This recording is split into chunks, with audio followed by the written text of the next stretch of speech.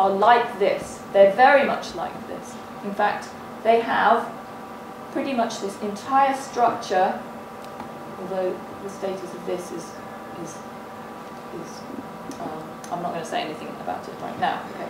So, a quantum mechanical system in a path integral framework has a sample space. They're just all the histories, all the paths that you integrate over in the path integral. That's the sample space. There is an event algebra, and the events are sets like they have to be. Remember, they have to be subsets of omega. They have to be sets of histories, sets of paths, and they're all sets like this. In the example of the single particle in one dimension, this is the set of all paths which pass through this gate, this gate, and this gate. And I can add any arbitrary finite number of gates of times, and these gates can be, in fact, any measurable set of. But you can just think of them as intervals. That's, if you like. So the events are all sets like the set of all paths that go through these gates. One, two, etc. The measure of such a set is exactly this thing that we calculated before.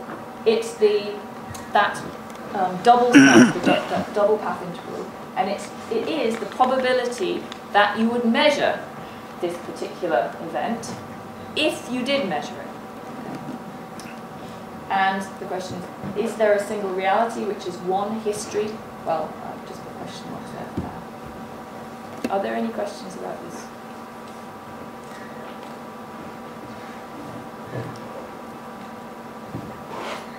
And what time did I start? 25 minutes. All right. Okay. So in a classical theory, the dynamics of an initial state are encoded in a measure mu, which is a positive real function on the event algebra satisfying the conditions. So it's, for every event, there's a positive number. And if you take two disjoint events, say the third outcome is a head, and the third outcome is a tail, then the measure of the union of those two disjoint events has to be the sum of the measures of the individual events. Okay. And the measure of the whole sample space is just 1. A mu is obviously familiarly interpreted as a probability measure. Mu of A is the probability of the event A. Okay. All right, but what about the quantum measure?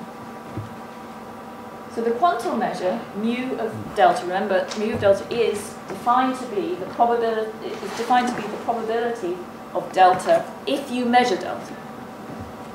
That's what it's defined to be. Mathematically, it's equal to this thing. And famously, it does not satisfy this sum rule, Kolmogorov sum rule.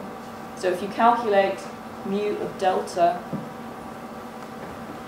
this, and then calculate mu of delta prime, which is a disjoint set of paths. So it could be, it goes through this gate at time t1, and then some other gates later. So those two, there's no overlap between delta and delta prime. And then you ask, what's mu of the union of delta and delta prime? It's not equal to mu of delta plus mu of delta prime. And that's completely familiar. It is because of interference. It's quantum interference between those two sets of histories. I'll just point out that mu does satisfy a generalized sum rule for the disjoint union of 3 events, which is interesting. I won't say anything more about that. So this mu, this measure, which I'll call the quantum measure, cannot be interpreted as a probability measure on the event algebra of all sets like delta. It doesn't add up in the right way.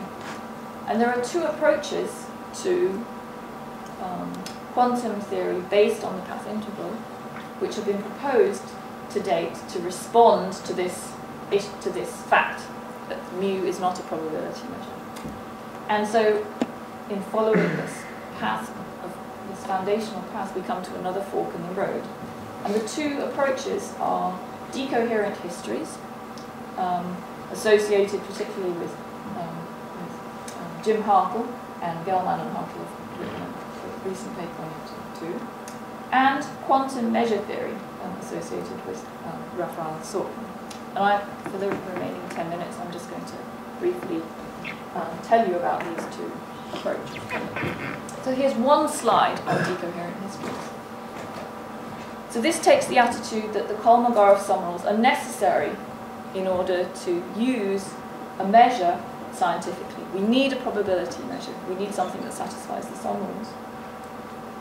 Decoherence is going to eliminate the interference for us if all we require is a description of macrophysics. So if this delta is somehow macroscopic, it's a macroscopic event. It's not looking at fine detail. It's big and chunky. It's a big, nice, coarse-grained macroscopic event. Then we can expect that such events will decohere from each other. The interference will be negligible, and that will make our probability measure on such events, make our quantum measure on such events a classical measure. So we restrict the events in the event algebra to some subalgebra for which the sum rules actually hold. So in other words, we find a partition of the whole set of histories into big coarse-grained sets, which I'll call E alpha, such that the sum rule holds approximately. I should have an approximately sign here. The measure of the union of this event E alpha with this event E beta is indeed the sum of the two. But those events are as fine-grained as they can possibly be, nevertheless. So you fine-grain the description of the world as much as you can without violating this. Eventually, if you fine-grain too much, you start to violate the sum rule, and the attitude is that you can't make any. There's nothing you can say in that case. So we interpret this measure mu on the subalgebra generated by these coarse-grained events as a probability, because it satisfies the sum rule. The physical world is one of them. Which one is stochastic, and it's chosen according to the probability distribution in a familiar way. The physical world is not a single history, but a coarse-grained history. Okay, and one has to, in this framework, deal with the challenge that, in fact, there are many such partitions. So you can find partitions of omega in many different ways, such that the elements of that partition satisfy the sum rule. So this partition is non-unique, and and the different partitions are not compatible with each other. So if you want to discuss that, then Jonathan and James are experts on decoherent histories, and we're happy to talk about this. But that's all I'm going to say about decoherent histories. That's one attitude, that the sum rules are necessary, probability is necessary. And the other branch of this fork in the road is quantum measure theory, which that's Sorkin's term for it. And that's based on the idea that all we use, in fact, for practical purposes of theory testing, for classical stochastic theories, is a notion of preclusion. And what does that mean? It means that whenever an event has zero measure, we predict that it doesn't happen. Or, if it has very small measure, we predict that that event typically won't happen. And that's all you ever do in a classical stochastic theory. To test that theory, all you need to do, all you ever do is use this notion of preclusion. You only ever predict things that you won't see. So this is known as Cournot's principle, was first articulated apparently by Bernoulli, and occurs in Kolmogorov's Foundations of Probability as principle B. I can't remember what principle A is. All right. For this, we don't need the Kolmogorov sum rules. Things don't need to add like probabilities. All we need to do is identify the events which have very small measure and say that we shouldn't see them. Okay. So we are going to we can adopt this preclusion rule wholesale and take it over to the quantum case, because you don't need sum rules. All you need to do is find the events of 0, very small measure, and make the prediction that you won't see those events. However, okay, so what's the challenge in this case? The challenge is that there are too many events of measure 0. And here's an example of a situation in which there are too many events of measure 0.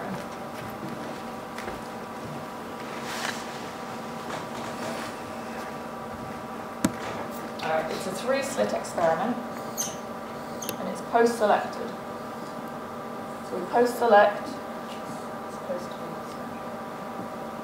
by the particle ending up at this position on the screen. And this is supposed to be symmetrical. There are 3 slits here, which I'll call A, B, C. So the particle A ends up at D, B ends up at D, and C ends up at D. And you can choose the dimensions of this setup, and the width, the distance between the slits, and this distance here, such that the amplitude to go through slit A is, say, +1, the amplitude to go through B is, say, -1, the amplitude to go through C is +1. What that means is that if you cover slit A, there'll be a dark band at D, because the amplitude to go through B and the amplitude to go through C cancel each other, so you get destructive interference here. If you cover up C, similarly you get destructive interference between A and B, so you again get a dark band, but if all 3 are open, it's a light band. So particles can arrive at D. So that's just described right there. So there are 3 histories. Well, that's a sort of coarse-grained description. In reality, there will be many histories with more fine-grained detail, but we'll just approximate the situation by saying there are 3 histories, which will label A, B, and C, the same labels as the slits. And there are 2 events of measure 0. So remember, the measure is the probability that you would measure that event were you to measure it.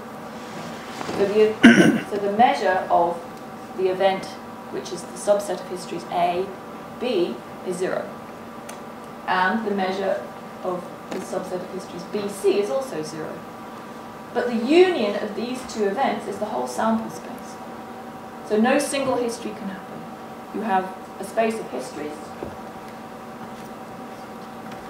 So this is omega. And there are only 3 elements, A, B, and C. And so this has measure 0. You see, that has measure 0. And that could never happen in a classical situation because the measure is additive.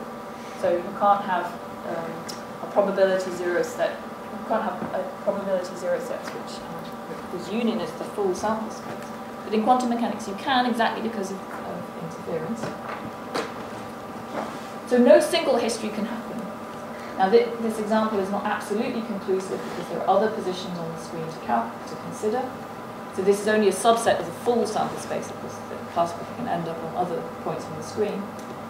But there are other examples which are conclusive based on the Koppen-Specker theorem, for example, and other things like the GX theorem.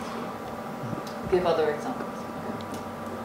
So here's the proposal in the face of this, that a coarse-grained history happens. So you simply cannot interpret this situation by saying that a fine-grained history happens, as you would in the classical theory. So that you can't do that. But the proposal is that what corresponds to the physical world is a coarse-grained history. Which one?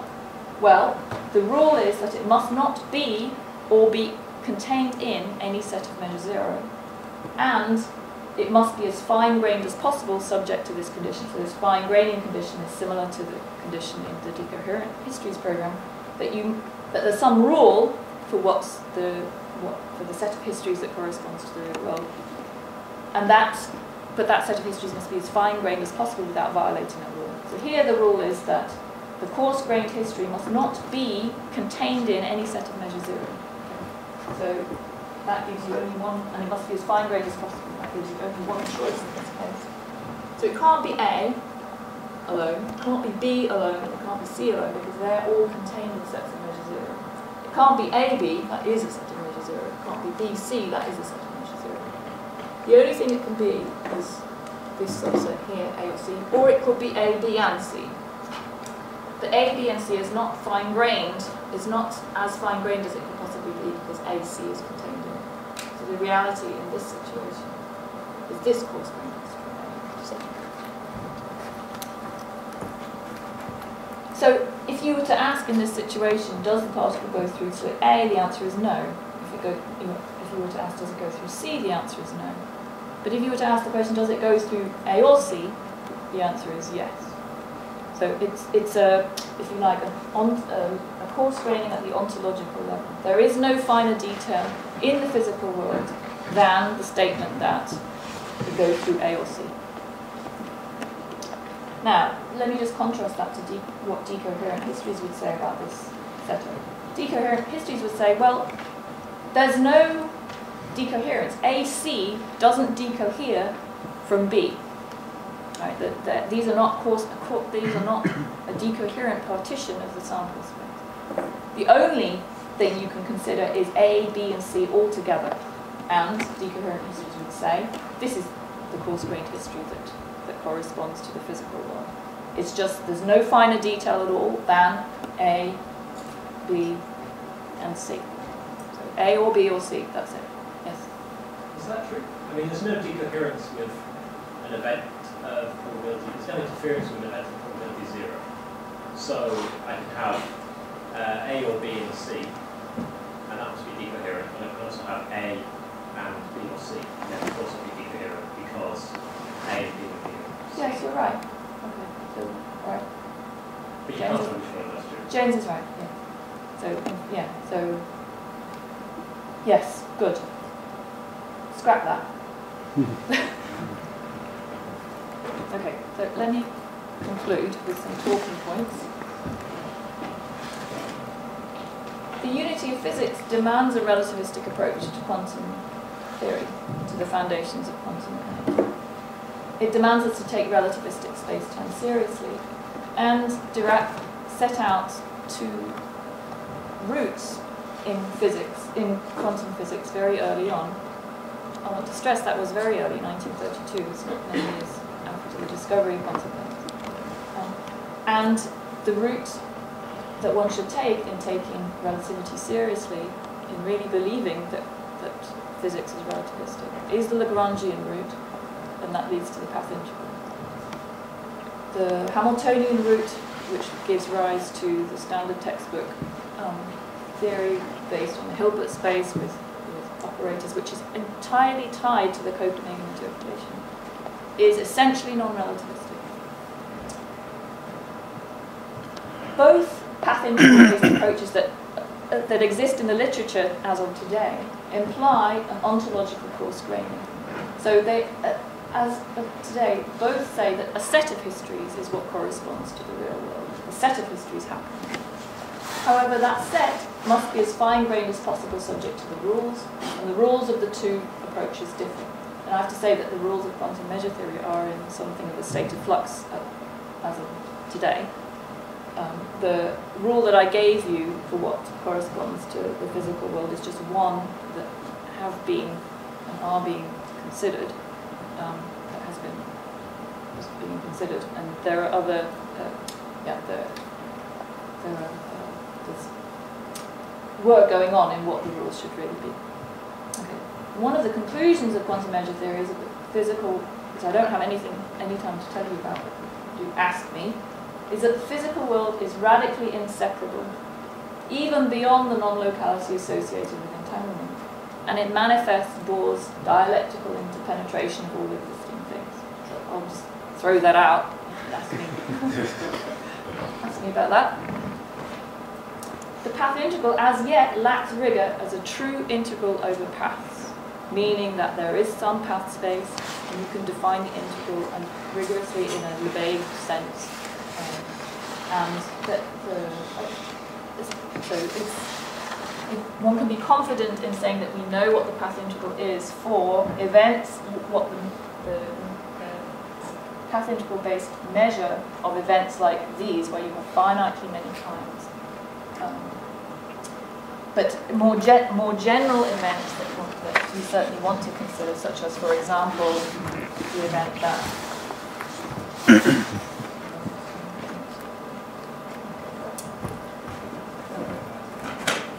that the particle passes through this space-time region. That question is a difficult one to answer. Jonathan and James are experts on thinking about how to define the quantum measure for events like this. Okay. The quantum state plays no fundamental role in a path integral based approach. It is, if it's anything at all, it's an executive summary of what has happened in the past. So it summarizes the past, it summarizes what has happened in the past, and from it you can deduce what you can evolve the system forward into the future. But it's neither ontic nor epistemic. So the dichotomy that's often identified between the status of the quantum state being either ontological or epistemic simply doesn't. This dichotomy doesn't pertain to the path integral. The past is the quantum state is not equivalent to the past.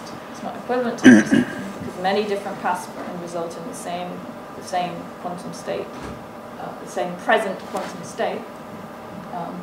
So it's not ontic, but nor is it epistemic. It has nothing to do with our knowledge. It depends on what has happened in the past, what the quantum state is. So this dichotomy just doesn't pertain here. So I finally want to end with this point, which I should really stress, but I'm just going to say this couple of sentences. So no approach to foundations will achieve consensus acceptance unless it leads to new physics. If quantum measure theory claims that the physics in some multi-slit experiment is such and such, and Bohmian mechanics claims that the physics the microscopic description of what's going on in some multi-slit experiment is some other thing, and decoherent history says it's some other thing, then someone might quite justifiably, I think, say, well, I don't care, because if I want to test your different statements about what's really going on, then they all give the same. They're all equivalent to the standard prediction. And for me, so we can argue about what appeals most, or which interpretation violates fewer dearly held principles. But all those arguments will never. There will never be a consensus on a particular approach unless there's new physics that comes out of it. So for me, that new physics is likely to be quantum gravity. And that's in fact how I came to quantum foundations in the first place, through an interest in quantum gravity. And here, the path integral approach actually has something concrete to contribute to the program of quantum gravity. So quantum gravity will be, so what the path integral approach says is that quantum gravity will be fundamentally based on a path integral over whole space-times. And well, you can ask about that too. And I'll end there. Thank you.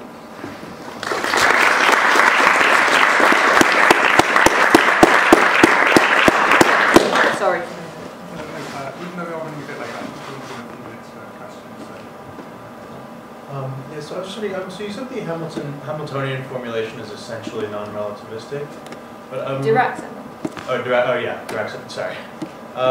But you can have Hamiltonian formulations of relativistic field theories, and they're not. I mean, the thing is that they're not manifestly relativistically covariant, but the relativistic covariance is still kind of hidden in those things, right? So I guess, I mean, so it seems that there's a distinction between essential something being essentially non-relativistic and something merely being not manifestly kind of relativistic in this case. So I'm just wondering. So the Hamiltonian formulation doesn't seem, from that point of view, that it's necessarily prohibited from describing relativistic theories. So why do you say that relativistic quantum field theory is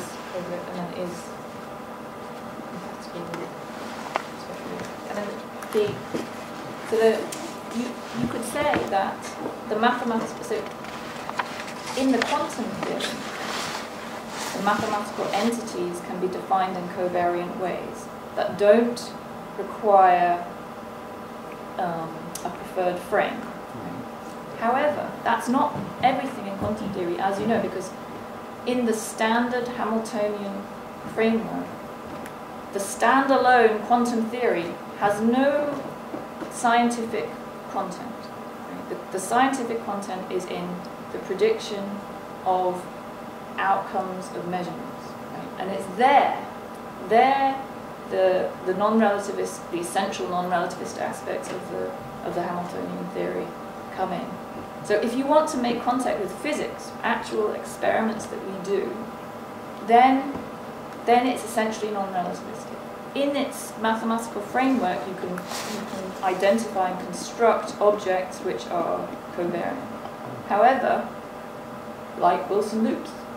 But then when you come to talking about interacting with that theory, where you have to model our interventions on that quantum system and model them in the mathematics, you don't know how to do it. That's the claim. So Wilson loops cannot be measured by ideal measurements if we believe that superluminal signaling can't occur. But then what can be measured? Can anything be measured by ideal measurements? Nothing can. I mean, that's no. So the problem arises because the theory is essentially non-relativist. This the Copenhagen rules are essentially non-relativistic. Right, let's have one last question.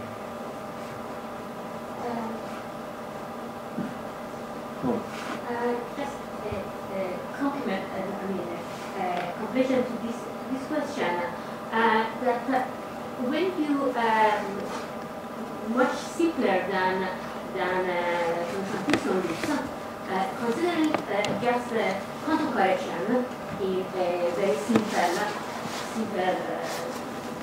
quantum field theory, particles which are virtual, a priori these particles are not really satisfying the rules of general relativity, which means otherwise usually their four momentum square should be equal their mass, and this is not satisfied. Therefore, in this sense, you can say that general relativity is not satisfied, and you have superluminous or virtual particles.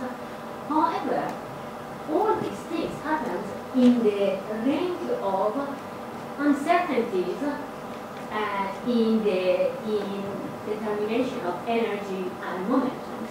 Therefore, up to this point, and all the experiments show that these effects are real and we measure them.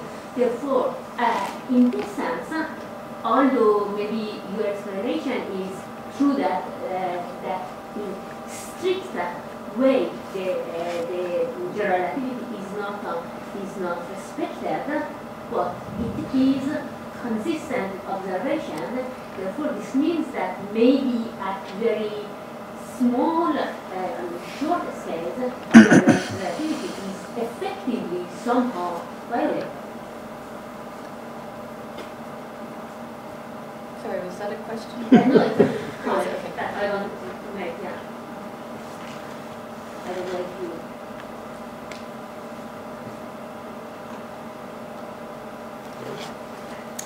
I suppose maybe one way to state the situation is that there's no measurement theory that we can apply to, say, relativistic quantum field theory in the same way that we can apply to non-relativistic quantum mechanics, and be confident that the predictions we get out of it are good. I mean, they're approximately the right ones. You have to apply a case. You have to look at each situation case by case, and that's it. So here's the question: is superluminal signaling possible? I mean, that question can't be answered in an operational framework, which is what Copenhagen framework is. If you assume that you can't signal superluminally, then you know that certain measurements are not possible. But that's it, because they would produce superluminal signaling. But it's circular, because you could assume that superluminal signaling is possible, and then you show that it's possible. So it's just each position is consistent in its own way. I mean, with itself. But to prove that you can't signal superluminally, you would have to include the agents in the quantum system. You would have to move beyond Copenhagen, and the one attitude is that the path integral is the only way to do that in a truly relativistic manner. Maybe just because you are considering only local measurements, if we could sort of conceptually make a sort of non-local measurements, maybe this measurability that you are talking about, maybe they can solve. I don't know exactly the solution, but maybe. Yeah. How do we model interventions on a relativistic quantum field? I think we should perhaps stop there, because we're already running a bit late. If it's all right with Max, I'll propose that we move the program back to 2 minutes. So we'll have lunch now, and then if everyone can return at 1:45 for the conversation.